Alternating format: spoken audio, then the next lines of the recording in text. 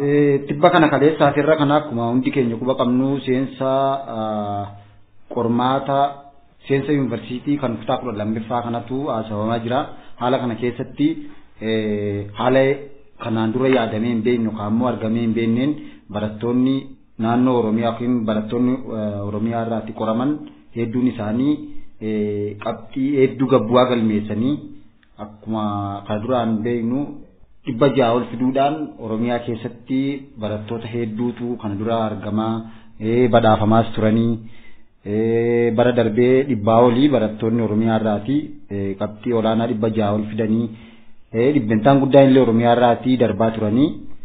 kan bara kanaa keessatti garuu nama 59 biyya kana keessaati 600 ol fide keessaa 4 sunuu 3 meeqa mana barumsa addaa kan bultii kan Oromiyaa kana keessaati kanaan wal qabatee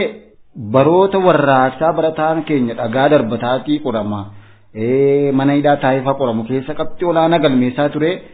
bara kana rakkoo maaliitu dhalannaan addatti kufaatiin guddaan kun naannoo Oromiyaa dhaqqabee naannoleen biraa yeroo kaan qormaata hedduu hin deebisne yookaan immoo qabxii guddaa fiduudhaan hin beekamne fakkeenyaaf naannoon Amaaraa warraa qabxii darbisaanii ta'a jedhamu kanneen fidan keessaa dhibbentaan 78 naannoo Amaaraa qofarraati. Kanaan wal qabsiisee mee yaada qabdu nu qofa. Tole akkumaatu kaasuudhaaf yaaltetti qormaanni biyyoolessaa kutaa 12ffaa gadhiifamee jira. Qabxiin qormaata biyyoolessaa kutaa 12ffaa kun immoo akka eeggametti osoo hin taane hanga eeggamerraa baay'ee gadi siqee yookiin gadi bu'ee argameera. Kun immoo ijoo dubbii social media garaagaraa irrattis bahee argaa jirra waan hin taanedha jechuudha waan godhamee hin beekne waan kana dura hin turre ta'ee argameera dhuguma dubbachuus yoo yaaddame yookiin yoo barbaachise kuni shira biraa akka of keessaa qabu agarsiisa jechuudha maaliif jennaan waan kana dura turerraa yookaan aaduma kana durerraa turerraa yookaan barattoonni addatti barattoonni naannoo Oromiyaa ilmaan Oromoo qabxii gadi aanaa kana fiduun shira biraa itti yaaddamee karoorfamee duuba jiru tokkotu akka jiru nutti agarsiisa jechuudha. Ilmaan Oromoodhaa qabxii kana jechuudha osoo hin baranne illee sammuu nagaadhaan osoo qoramanii qabxii kanaa olii akka galmeessisuu danda'an namni kamiyyuu kan ragaa bahuuf jechuudha. Kanaaf kuni daba akkamii akka of duubaa qabu waan namaan galleedha jechuudha waan ammallee irra deebi'amee ilaalamuu qabudha yaada'anii kanaa wal qabsiisee akkumaatuu kaastee naannoon Amaaraa naannolee kanneen yookiin akkasuma qormaata biyyoolessaa kana kanneen fudhatan keessa addatti akkuma jirutti parsantaa 78 argachuudhaan akka darban social media kanarratti bahee jira kunis waan tokko namatti agarsiisa jechuudha maaltu duuba akka jiru kanumarra dhaabbatanii yaada kaasanii dubbachuu akka dandeenyu wanti yaaduu qabnu tokko jira jechuudha. Kanaa wal qabsiisee naannoo Tigraay amma qormaanni biyyoolessaa kun fudhatama akka hin qabne mootummaan naannoo Tigraay